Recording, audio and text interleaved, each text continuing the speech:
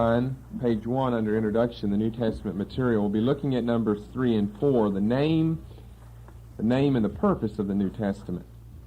The name and the purpose of the New Testament. We'll do it in that order. Now you may say, well, I already know the name, the New Testament. Well, we're going to look at that and see what are we saying whenever we say that this is the New Testament. I mean, after all, we're studying New Testament introduction. So what are we saying? What does that mean? What is our origin and basis for that? And just as importantly, what is our understanding of that whenever we mouth those words? Now, if you turn to your table of contents in your Bible, or you could even just turn to probably the fly sheet before Matthew, you'd probably find that name, the New Testament. The New Testament. Well, the title page and the table of contents aren't inspired, to be sure. But one of the words found there, testament, one of the Greek words there, the Greek word behind that, we're going to use to introduce our discussion this evening. There has been a lot of discussion in scholarly circles about this word, testament, or more specifically about the Greek word that lies behind this. We're going to look at that in a little bit of detail tonight, though certainly not exhaustively. It's an area that most of the biblical theology texts have a lot to say about, such as J. Parton Payne's The Theology of the Older Testament, and, well, that'd be conservative, and a lot of the liberal ones as well. Probably more so in biblical theology, Old Testament theology, to be more precise, than in systematics. That's just the nature of the case. You find a lot of discussion of this. We kind of take it for granted as Christians that we have an Old Testament and a New Testament. We think of those words as book titles. Of course, we recognize there are 39 and 27 books, but we still think of the Old Testament as one corpus of literature and the New as another. We tend to think of that title, Old Testament, New Testament, those as book titles. And if we do that, of course, we're sorely mistaken. We are only scratching the surface of the issue of what we're really saying whenever we pronounce those phrases, the Old Testament and the New Testament. Now, I'll just say this to begin with, that on one of our, and I didn't take the time to look it up, but one of our early biblical literature tapes, we discussed a little bit about the word testament, that it is a word that comes from the Latin. Testament is a word that comes from the Latin that was first used by Tertullian. He gave us these names, Old Testament, New Testament. So I don't think I'll go into that. That's on one of the first 5 or 6 or 7 tapes, I'm sure, in biblical literature. We gave you a little bit of the history and the background, the origin of that. But Tertullian, that's around 200 A.D., is the one who gave us these names. He's also the one who gave us the name Trinity, among other things. What we want to discuss, however, is not this term testament. We discussed that more on that other tape. We'll be mentioning a little about it here, which is from a Latin word. But what we want to discuss is the Greek term that lies behind it. So why don't we just, and this is a term that you just come across all the time. It's one of those terms like what? Like Shekinah, glory, I guess. You know, it's Shekinah. I mean, what really is that? But everyone in the church, or every charismatic, knows something about what it is, or he certainly has heard the term. It's not a biblical term, it's a rabbinical term. They probably don't know that, but they know they've heard of the Shekinah glory of God. Well, so I think this Greek term behind the term testament is another term that's very familiar to a lot of people, but we're going to discuss a little more of that tonight, and it's this term.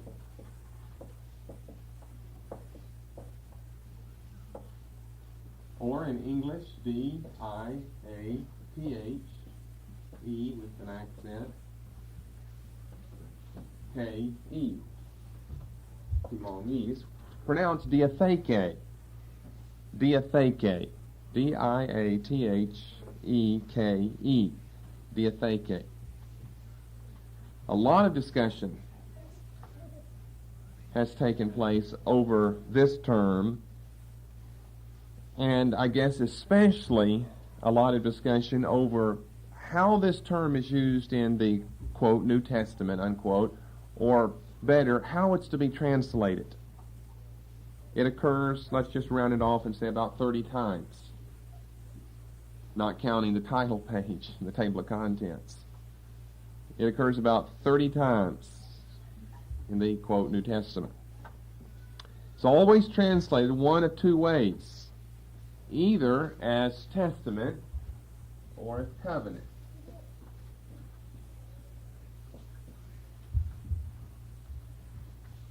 So our question would be, how should it be translated?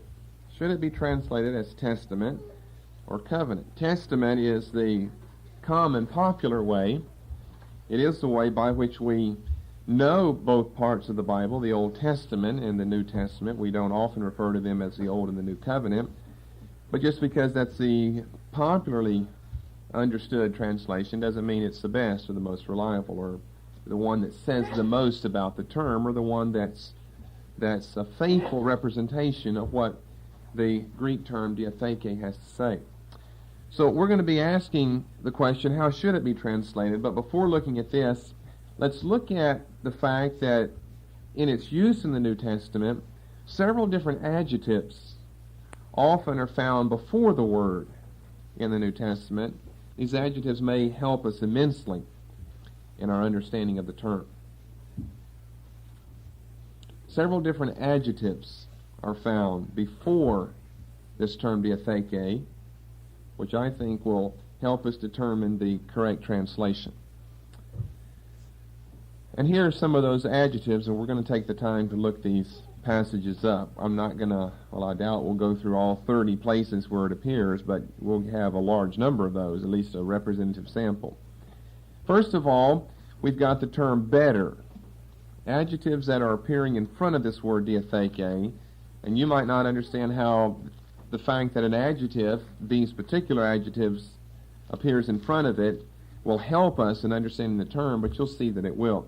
In Hebrews chapter 7 and verse 22, here we find one of the places where diatheke in the Greek occurs, and here we find this adjective better. By so much was Jesus made a surety of a better testament. When you find that adjective in chapter 8 and verse 6 as well. You'll notice that the KJV translators, however, have changed their English translation of diatheke. That's on your outline. We'll be getting to that to discuss that. Now hath he obtained a more excellent ministry, by how much also he is the mediator of a better covenant. Better in both places.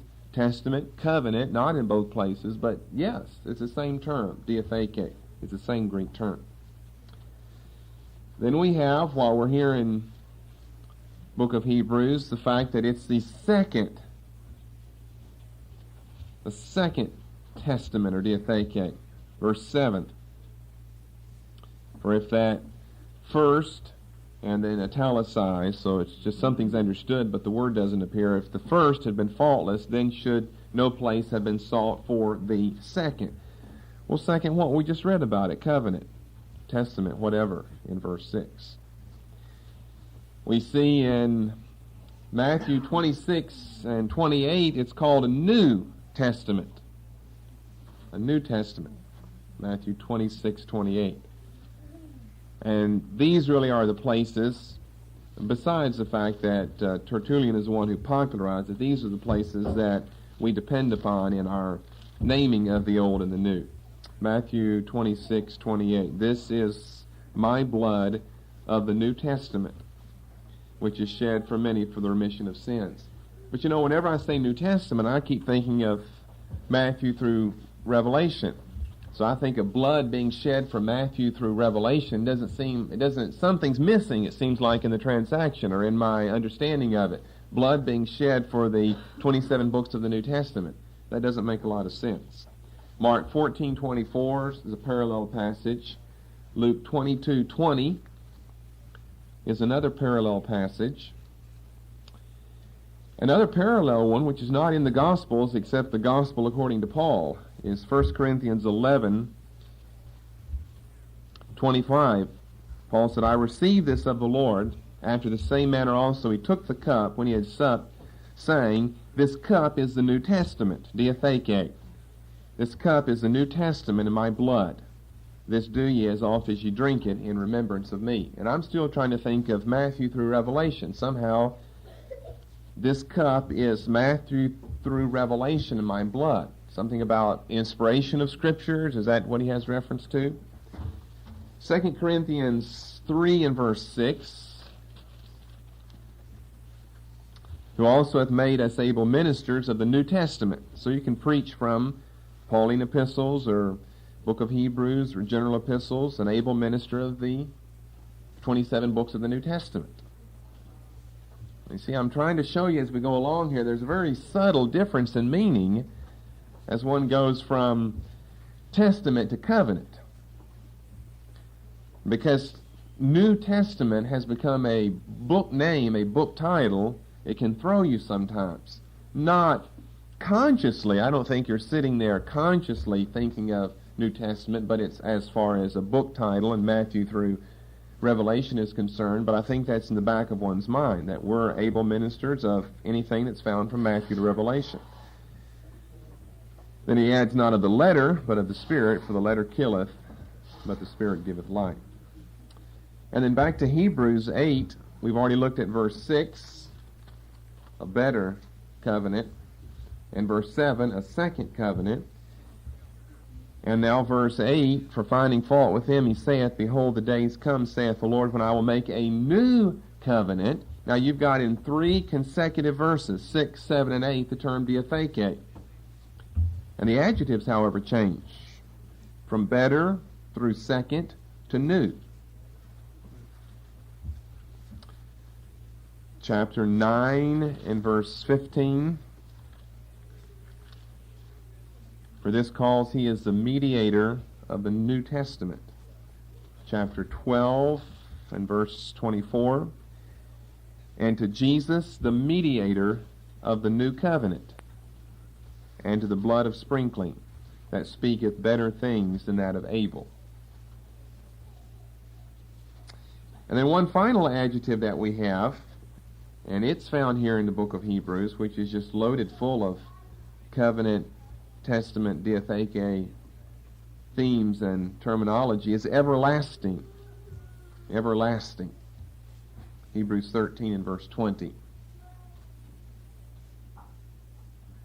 So we have a better, a second, a new, and finally an everlasting. Now the God of peace that brought again from the dead our Lord Jesus, that great shepherd of the sheep, through the blood of the everlasting covenant, diatheke, make you perfect in every good work to do his will, working in you that which is well-pleasing in his sight, through Jesus Christ, to whom be glory forever and ever. Amen.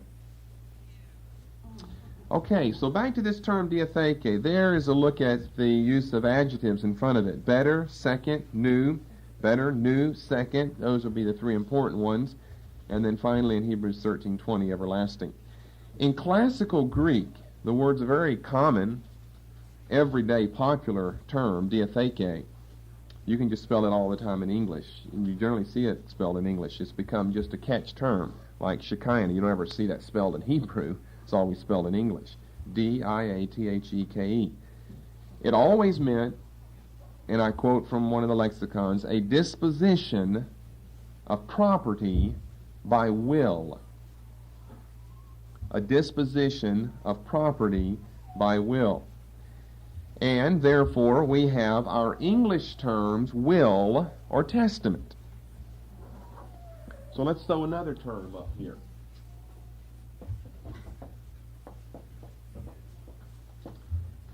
Now, I would still argue that for most people, testament is a meaningless term.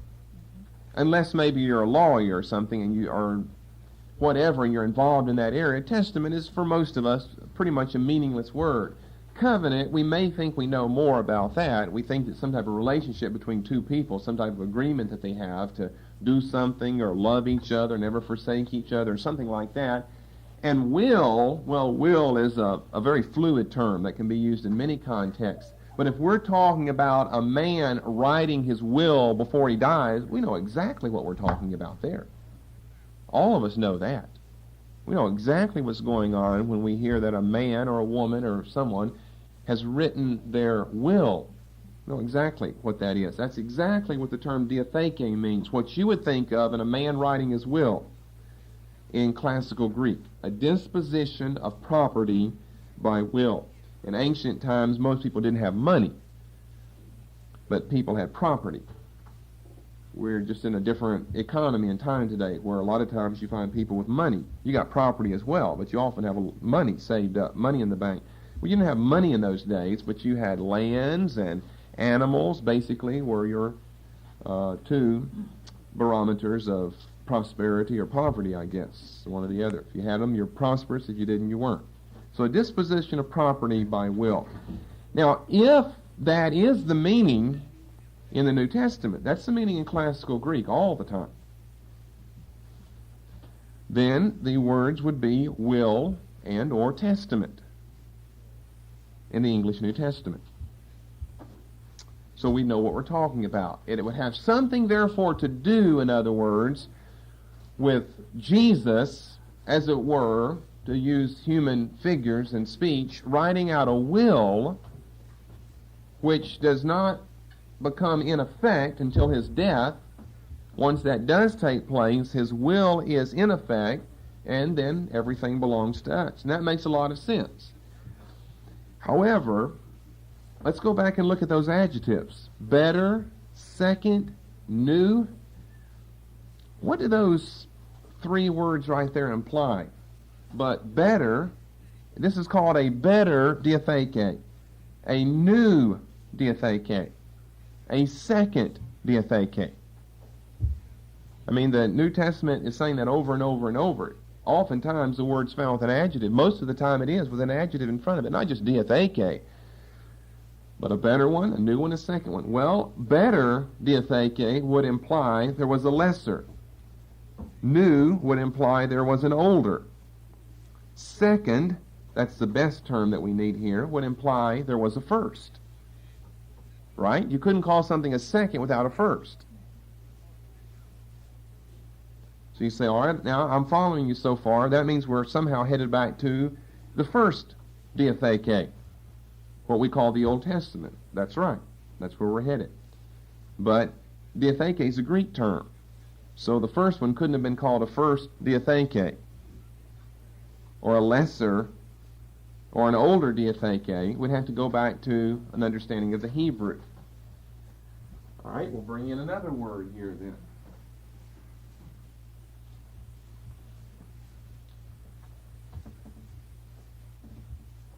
Write it in Hebrew for you first of all.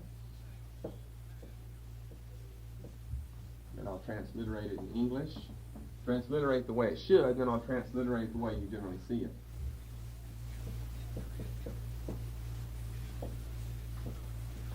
If you're going to remember anything, though, remember this last one. That's the way you'll always see it. It's also a term you rarely find written in Hebrew. It's generally written in English. Make my dots large enough for those of you in the back to find them. Here you have your schwa. You've got your hardened first letter. And the rest of that's rather simple. B-E-R-I-T-H. We'll go ahead and give it the H. It's not supposed to have it, but that's the way you always see it. Berit is how it's pronounced. Berit. Don't give it a TH sound, but go ahead and spell it that way so you'll know it the way you always see it transliterated. Berit. That is the Hebrew word that's found in the Old, quote, Testament, unquote. That's the lesser, the older, the first one. So here's the argument that I'm going to make right now. Although diatheke means a disposition of property by will, always in classical Greek,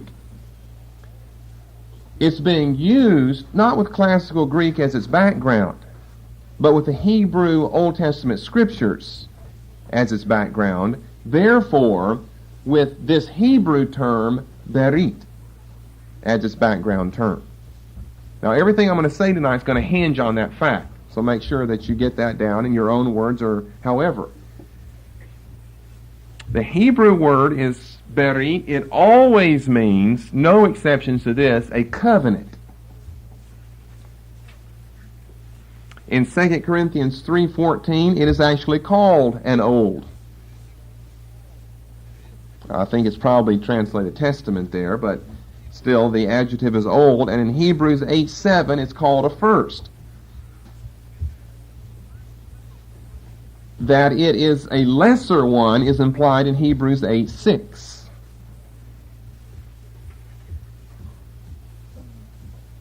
Now this is easy material. I'm just trying to give it to you in a certain way that you can get it down and follow what our argument's going to be tonight. So it's called an old in 2 Corinthians 3:14. We need to look at these passages. 2 Corinthians 3:14. Their minds were blinded, for until this day remaineth the same veil untaken away in the reading of the old, and the Greek term. You can't have Hebrew behind this in Paul's writings, except in his thought. You certainly can. But you got diatheke, the Old Testament or the Old Covenant, which veil is done away in Christ. Now, if you got probably a real modern Bible, it'll capitalize O and T, as though Paul's talking about, that thing that we call the Old Testament. Well, of course, Paul's not thinking that way, though, friends. We've got to always keep in mind, biblical ways of thinking and not 20th century ways of thinking after Gutenberg and the printing press. You couldn't have a whole Old Testament together. You'd have scroll upon scroll upon scroll. Paul's not talking about the reading of the Old Testament, that is Genesis through Malachi or Genesis through 2 Chronicles, however you want to arrange the Old Testament book order. He's thinking of that thought pattern. I mean, it's written down to be sure. It's been verbalized and inscripturated. But the Old Covenant that God made with Israel, not the book of Genesis and Numbers and Esther and Isaiah and Psalms and Malachi. He's not thinking like that. That would be capital O, capital T here, the Old Testament. He's thinking that covenant that God has made with Old Testament Israel. We've already read Hebrews 8:7, where it's called the first. Covenant's implied there. It's italicized, but that's obviously what the whole passage is talking about. And then I said that in Hebrews 8 and verse 6, the fact that it is lesser than the better is implied. Now, another step in our argument would be this. Maybe I don't need to erase that, but the Septuagint translators, whenever they're translating the Hebrew Old Testament into Greek, and they come across this term, berit, then you see they've got to make up their mind. They're Jewish people, so they know what the term berit means. They know what it means in Hebrew. They've got to make up their mind what is an appropriate Greek term that will maybe not 100% across the board interpret or translate this, but that will effectively and essentially translate this term berit. We're back to our biblical literature class and the problems of translation. You can never go from one language to another and find a word that means exactly the same as the other. That's just impossible. But you got to find something that's close enough to it that people can know what's going on. Well, you got berit here, they had several different choices. I don't know if I can even remember all of them. One of them was diatheke, that's the important one. They had several different choices, though. They had, let me see, I think one of their terms was,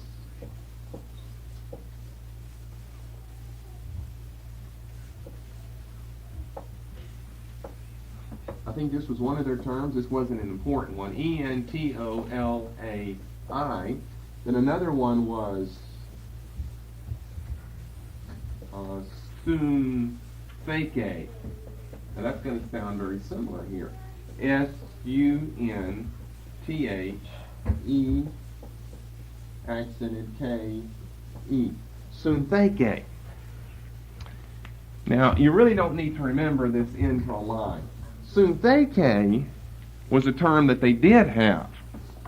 They chose to use entolai and suntheke one time each in the Old Testament to translate the Hebrew term berit. They used diatheke over 300 times. Therefore, that obviously was their word of choice.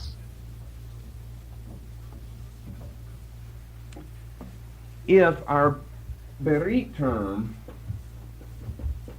really means covenant, And our diatheke term, that is in classical Greek, really means testament. And why they choose diatheke? I mean, the two words are not the same in English, covenant and testament. They are not the same. They do not say the same thing. Well, there's a good reason. This is something very interesting to know about their choice of the term diatheke, which in classical Greek does not mean covenant. It means testament or will. Covenant, you've got two living parties making an agreement. Testament, someone's going to die and going to leave something to somebody else. I mean, that's two entirely different words. Just entirely different words. And yet they chose diatheke. They don't have another term that's exactly equivalent to berit, so they've got their choice, intolai, syntheke, and diatheke. They chose the term diatheke rather than syntheke because diatheke does not carry the idea that the parties involved are on equal footing. And that's one of the nuances that's most crucial in the term berit. If they would have chosen this term syntheke, that term very specifically implies that the two or more parties involved are on equal footing. Like you and myself, if we make a syntheke, we're on equal footing. We make an agreement to do something. We're on equal footing. Neither one of us is above the other. They wanted to avoid that. They don't have a term that's the best for berit, but they've got to find something that will lead away from this idea of equal footing on behalf of the two parties involved. And so they choose the term diatheke because the background thought there would be, well, something like a father and a son. Not exactly equal footing there. A father who owns everything, who's prosperous in his old age, and who signs out a will, a testament, he's going to leave everything to his son that needs everything, or that needs some of it. All right? That's the reason, evidently, they steered clear, except on one occasion, and it doesn't make any difference where that is, but except one occasion, they steered clear of syntheke and chose diatheke. So, here's what I'm claiming then. I'm claiming that the Septuagint translators are coining a new meaning for the term diatheke, which is then picked up by the New Testament writers. Picked up, well, let's just go back earlier, by Jesus himself. They are coining, and I think it goes back to the Septuagint translators, not the New Testament authors. They pick it up from LXX men. They are coining a new meaning. Diatheke simply never means covenant in classical Greek. See, there's one of the problems of trying to say, well, if we're going to really understand this Greek word, then we've got to go and find all of its uses in classical Greek and biblical Greek and post-New Testament Greek and synthesize that. Well, that's often just the opposite way of finding out what a word means. That's very similar to what we discussed Sunday morning with the Amplified Bible, finding all the possible meanings that a word can have and say, well, now that we've got all this, we finally got the meaning here. No, you don't. You need one of those many possible meanings that'll fit in that era, first century New Testament Christianity. It doesn't mean what it meant 700 years before or 700 years later. It means what it means when people are using it at that time. So then another question we would ask tonight is, how then did the King James translators understand the use of the term diatheke? My answer to that would be not very well. They really don't. They don't know what to do with the word. There evidently wasn't enough reflection over the Septuagint use of the term. That the Septuagint translators are using diatheke, not syntheke, and in using it, they're coining a new meaning, a meaning that in their mind, I mean, they're forcing it on the word, and that's fine to do. A meaning in their mind that's exactly equivalent to berit. They've got to find something equivalent to that. Syntheke will not work. Parties are on equal footing. In berit, they are not on equal footing. As Genesis 15 will show. We may have time to look at that, we may not. So they coin a new idea with diatheke. Well, the KJV translators, how do they understand it? Not very well. That is shown in the first place by their swapping testament and covenant all around. Did you notice that as we looked up some of these passages? Sometimes it's covenant, sometimes it's testament. And you couldn't guess if you didn't know the passage, if I gave you a reference ahead of time, you couldn't guess which it would be. You can't say, well, if it's Hebrew, book of Hebrews, I know it'll be covenant. If it's Matthew, I know it'll be testament, because there's no system to it at all. So the fact that the KJV translators didn't understand the term is shown, first of all, by their swapping testament and covenant around. I mean, if you don't know which English word to pick, then that's showing the fact you don't understand how diatheke is being used. They knew the Greek term. They were scholars. They had to translate not from English to English, but from Greek to English. They knew the term was diatheke, and they didn't know whether it meant testament or covenant. So you put 15 of them testament, 15 of them covenant. You can't be wrong except half of the time. It is shown, secondly, their lack of understanding it, by their giving us both words, oftentimes one in the text, the other in the margin. That really makes you on safe ground. Let's look up a few of these references. I said that their lack of understanding is shown first by swapping in the text testament and covenant all around. And it's shown secondly by their giving us both words on occasions, one in the text, the other in the margin. Now, you want to turn with me to these. Romans 9:4. It's a very important word. I mean, the whole Old Testament hinges on the Berit concept. For the continuation.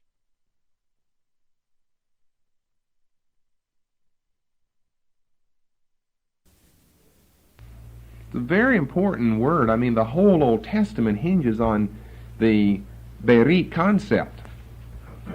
Whole Old Testament's hinging on that. God making a covenant with Adam, and God making a covenant with Noah, and God making a covenant with Abraham, and God making a covenant with Moses, and God making a covenant with the nation of Israel. The whole Old Testament hinges on that term, Berit. Diatheke, in translating Berit, appears over 300 times. That's how often the word appears in the Old Testament. Romans 9:4, who are the Israelites, to whom pertaineth the adoption, and the glory, and the covenants, in the margin, or testaments. Well, it can't be or. It's got to be what we've got according to the Old Testament, which is covenant, and the giving of the law, and the service of God, and the promises. And by the way, I'll say something else. Well, I just said it. I just said it in an extended form about verse 4, and that is the plural occurrence of the term diatheke, or covenant. Covenants we often think of an old and a new, 1, 2, first and second. Covenants is plural here. There were many covenants. I just mentioned some of them. So Paul has a lot under scope here. Who are the Israelites, to whom pertaineth the adoption, and the glory, and the covenants, and the giving of the law, and the service of God, and the promises. Galatians 3:15.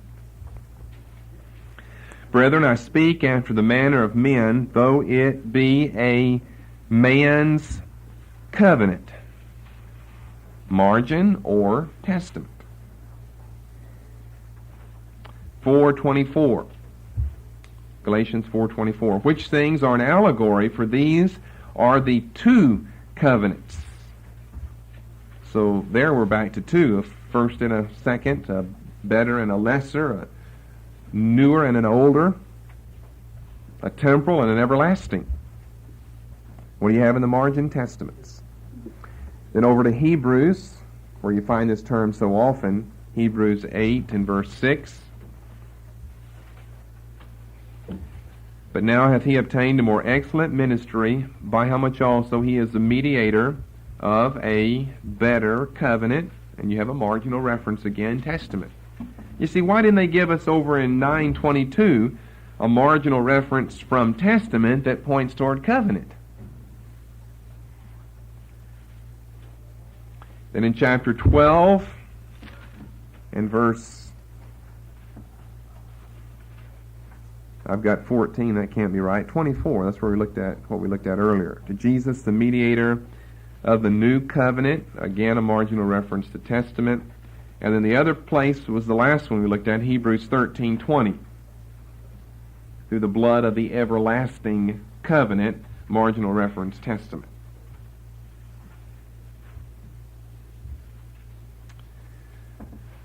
Okay, so let me give you some of my conclusions then about this word and its use in the New Testament and what it means, and therefore what we mean whenever we say New Testament.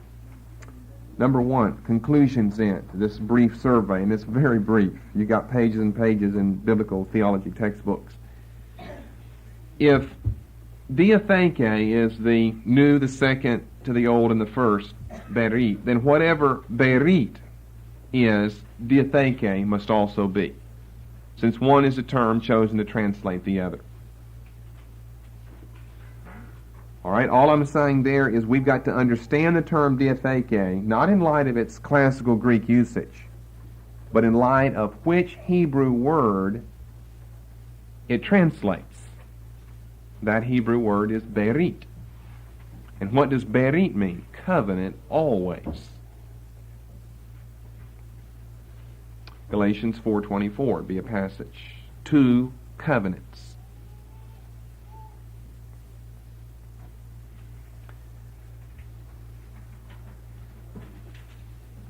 Secondly, a second conclusion, both covenants show that they are covenants by virtue of the fact they are sealed by blood.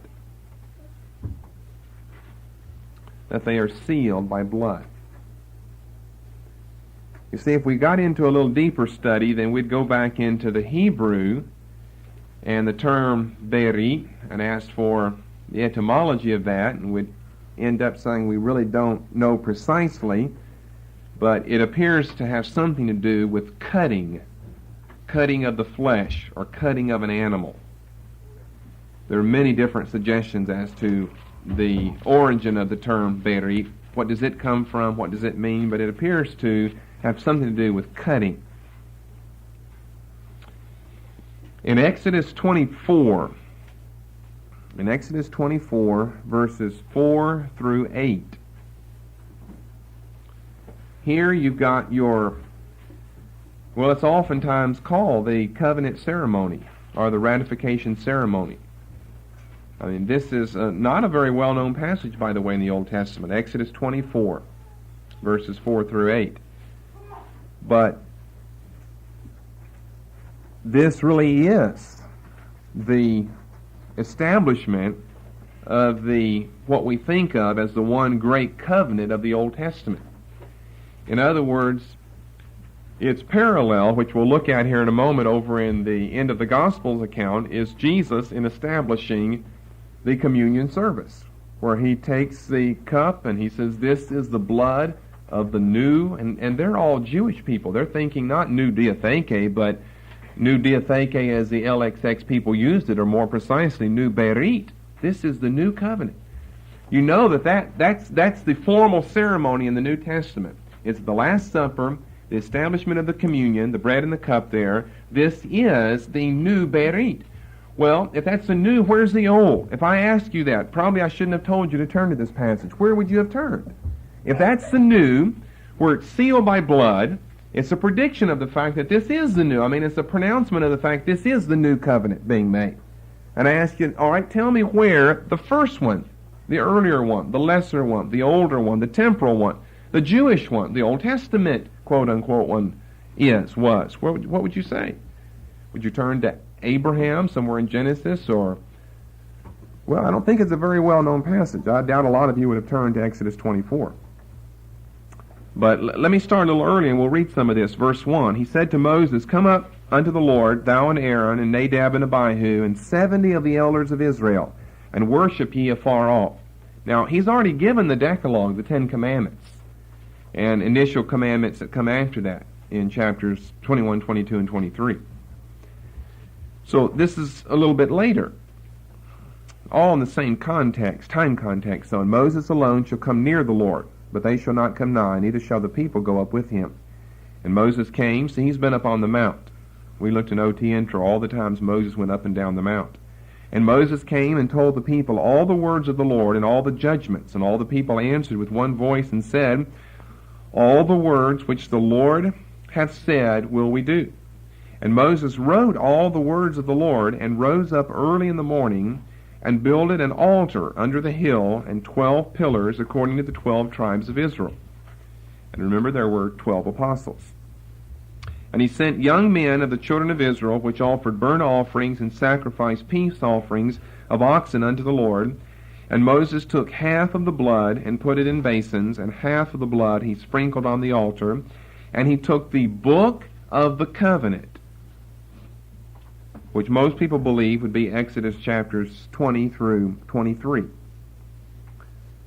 There's no indication that Moses has already written the first part of Exodus or even Genesis by this time, but the book of the covenant, and that's not the book of the covenant anyway, there's no covenant there. The covenant God is making is when he condescends, he tells them first of all in chapter 19, which is just a crucial passage in the Old Testament, that I'm going to make you an holy nation and a kingdom of priests unto me.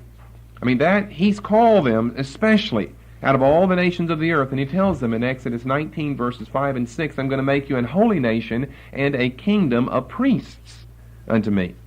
Whatever is true, whatever is true in the Old Testament is true in the New as well.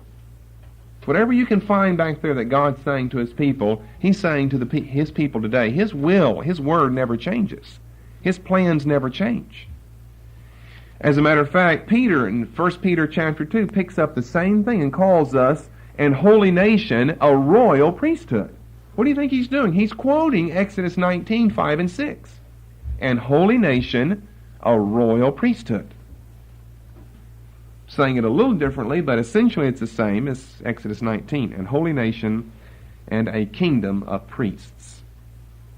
And this is what the angels are singing over in the book of Revelation, chapter 5. He has made us unto our God, well, not really kings and priests, that's probably a mistranslation, but he has made us a kingdom of priests, because Revelation is an Old Testament Jewish Hebrew book, and it's based on all of the metaphors and images and terminology and thought patterns that are found in the Old Testament.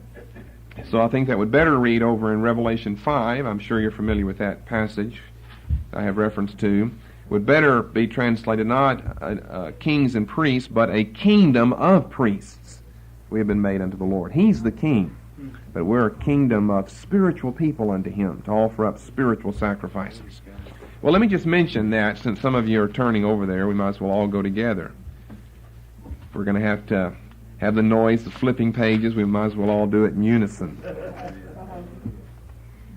Revelation 5:10, has made us unto our God a kingdom of priests,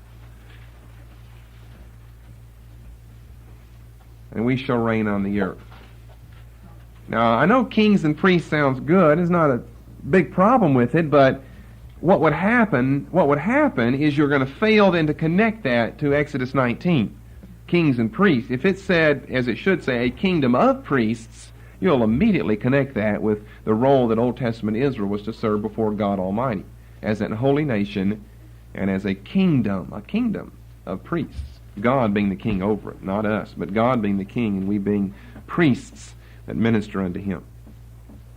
Okay, so with that out of our way, back to Exodus 24:7. He took the book of the covenant. What's that? Exodus 20 through 23. He took the book of the covenant and read in the audience of the people, and they said, all that the Lord hath said will we do, and be obedient. What did he say? Thou shalt not, thou shalt not, thou shalt not, thou shalt not, 10 times, the 10 words. And Moses took the blood and sprinkled it on the people, that is, toward the people. He couldn't put it on every person. And said, behold, the blood of the covenant, which the Lord hath made with you concerning all these words. That is the exact, direct Old Testament account and parallel for the institution of the communion over in the end of the three synoptic gospels. Behold the blood of the covenant. Jesus took the cup, and what did he say? This is the blood of the new covenant. I mean, even the words are the same. Moses can't say, this is the blood of the old covenant. Whenever they're establishing it, people are going to give up on him there. Well, this is old. You mean you implying something better is going to come? Well, why not just move on to something better right now? So all the better and the new and the second, those things were hidden from them. This is the covenant of God. It's not called the bad, worse, old, that which waxeth and decayeth and is growing old until you get over into the new. Matthew and book of Hebrews and so forth. So you don't want to forget Exodus 24, 4-8. That is just a very important passage in the Old Testament. We'll just have to save deeper studies for that for some other time. But I just want to make you aware of the fact, so we'll at least be on our road for that in the future, that you're well aware of New Testament passages of instituting the communion service. Where's the Old Testament parallel? He said this is the blood of the new covenant. Well, where was the blood of the old covenant? Right here.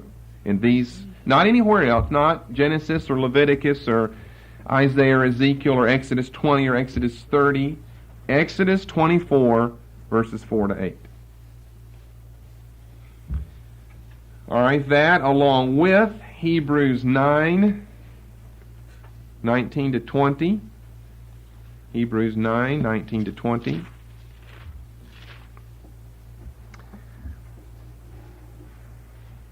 Watch this. See this? We got a New Testament quote. I have proof that that is the passage. How many of you knew? I just want to know, how many of you knew that if I were to ask you that question, you know where the New Testament is established, the communion service, Jesus says this is the blood of the new covenant, which implies that there was an old covenant and blood had to have been shed then. How many of you would have gone exactly to Exodus 24? All right, that proves my point then. Well, look, here's a quotation. For when Moses... And I don't think I'm somebody. Somebody taught me that one day too. All right, we're not born with knowledge of these things. Born again with inclinations, and then God teaches us. For when Moses had spoken every precept to all the people according to the law, he took the blood of calves and of goats with water and scarlet wool and hyssop and sprinkled both the book and all the people, saying, and you've got a cross-reference right back to Exodus 24. So that just proves you didn't know your book of Hebrews here.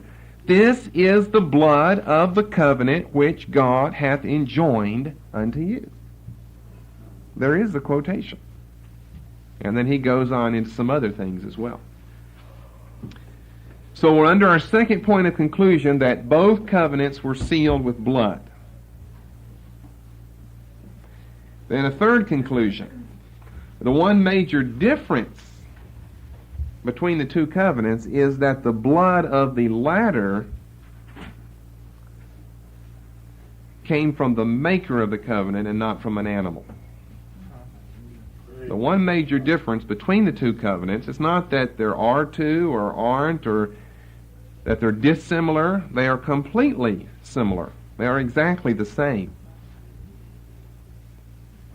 With the one difference being, and you can't say, now wait a minute, that was a covenant of works and we have a covenant of grace. Well, they had grace then and we have works now.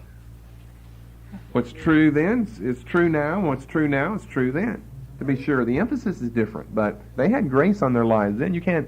No man can serve God or obey Him without grace. That's impossible, whether it's the old or the new dispensation. So the one major difference between the two covenants is that the blood of the latter's maker had to be shed to seal it. Now, since this is true, there may be one passage, book of Hebrews chapter 9, that has a slightly different meaning to it. The other possible exception would be that verse in Galatians 3. I think that was verse 15. But I don't know. Galatians 3:15 would be a toss-up. I think that, and it gets rather involved in the whole argument. And we can't, in a class in New Testament intro, be jumping right into the end of the book of Hebrews, the middle of chapter 9, and just think we're going to know everything. We haven't followed the whole flow and train of argument up until this point. Let me say something before I say that. In other words, what I'm trying to tell you is that every time in your New, quote, Testament, unquote, that the word Testament appears, it shouldn't be. because it does not mean a last will or testament. It doesn't mean a disposition of property by will. Even though we like to think of Jesus leaving a will and dying, and well, that is true. But that's only true in one place as far as I'm aware of in the New Testament, and that's here in Hebrews 9. Every other place, testament should be rendered covenant. Of course, I think that, like with a lot of other terminology, we're probably going to keep on, we're not going to call it, I'll have to go back and change all the tapes, Old Covenant Introduction and New Covenant Introduction. I think for sake of convenience, we'll stay with the terminology Old and New Testament. But after this, I hope that we'll be able to think differently about what we're saying whenever we do say that. Look with me in Hebrews 9:15. It's a rather involved argument, but for this cause he is the mediator of the new covenant, that by means of death, for the redemption of the transgressions that were under the first covenant. See, there wasn't a first testament. I mean, we're positive on that. There was a first covenant, though. They which are called, that's you, myself, might receive the promise of eternal inheritance. Now, he's saying a couple of different things here. First of all, I think we have a parallel passage to the passage in Romans 3 and verse 25, that in the Old Testament, the sins of the people, although they were forgiven, they were not blotted out. That's substantiated in Hebrews 10:4. It's impossible that the blood of bulls and of goats should take away sins. So though they were forgiven, Leviticus promises that over and over again. If you'll offer these according to the law, I'll forgive you. It'll make an atonement for your sins. I'll forgive you. However, what do we have told us here? For this cause, he's not referring to an earlier passage here. He's talking about what he's going to go on to say. For this cause, Jesus, is the mediator of the new covenant. For what cause? Why does Jesus mediate a new covenant? Well, here's one reason. That by means of his death, he can redeem those who were under the first covenant. They weren't redeemed. They were forgiven, but they weren't redeemed. Their sins were not blotted out. And then secondly, that they which are called, not were called, this is present tense, that they which are called, that's us in the New Testament era, that they which are called might receive the promise of eternal inheritance. Now, whenever I come in my Bible to verses 16 and 17, I've got diatheke popping up several times, but I don't have testament crossed out. I do everywhere else in my New Testament, even on the title page, the table of contents, just to keep myself reminded, but not in verses 16 and 17. And there's a lot of argument as to what is the meaning here, because can you really change from the LXX understanding, New Testament understanding, the Old Testament Hebrew understanding, berit, in other words, covenant, can you really change right in the middle of an argument and then go to the classical Greek understanding in verses 16 and 17? Well, you can check your translations. I am not up to date on all of them, but I'm assuming most of them will follow with, in verses 16 and 17, something like testament or will. That is because of the appearance of the term testator in the end of verse 16, in the end of verse 17 as well. Not covenant maker, because covenant maker generally, always, covenant maker is not the one dying. Covenant maker makes a covenant with someone, and an animal is slain to seal the covenant. So covenant maker doesn't die. That's what makes the second covenant interesting and unique and different from the first. I said that's the one thing that does make it different, that the blood of the latter's maker had to be shed to seal it. And so because of that unique instance with regard to covenant, I think that probably what we have is a shift back to the understanding of last will and testament. All right? In verses 16 and 17. Because of the unique difference in the covenants, that in this case, the maker is going to have to die. Jesus Christ, the righteous, the just for the unjust, rather than an animal. Then we have a new part of the picture introduced here. So it would read as we have it in the KJV. For where a testament, think of it as last will and testament, a will that a father makes so that when he dies, his son can benefit from that. That's the whole argument of verses 16 and 17. For where a will, we understand that word better in English, for where a will is, there must also, of necessity, be the death of the one who made it. For a will is of force after men are dead. Otherwise, it is of no strength at all while the one who made it is alive. Well, that makes good sense. Now he's using something that we as English people can bear witness to. If your father has a will, it may be stashed away in a safety deposit box somewhere. It won't do you any good at all. That's why people try to kill their dad, so that it will do them some good after all. Not until they're dead will that will be of any effect and do any good at all. All right, then in verse 18, although it's italicized, I think the meaning has gone back to covenant. Whereupon neither the first covenant was dedicated without blood, and then he goes into those verses that we already have looked at earlier. The other verse, Galatians 3:15, can be construed the same way, to mean a will or a testament rather than a covenant. It's only doing that for sake of argument, like in Hebrews 9, verses 16 to 17. Because since we do understand what the words mean now, both of them, whether it's covenant or testament, whether it's the diatheke in classical Greek or diatheke in Septuagint Greek, since we understand what both of them mean, then we end up at the same place at the end of the day. All right, so with that in mind, let me just say a few things, if I've got enough time left here, personally on the basis of Hebrews 9:15 through 17. It will include covenant as well as testament.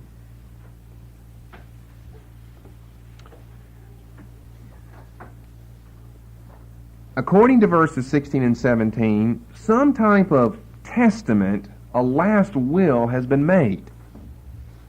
I mean, it has to have provisions in it. Just like an earthly will have provisions. An earthly will is going to say, now, to this friend of mine, I bequeath this much of my inheritance to my eldest son. I give this, and to the man who helped me back when I was sick earlier, I give these tools of mine, and to this I give that. It has to have some items in it. You've got to have a list of the beneficiaries, who's going to benefit from it, and what they're going to get from it.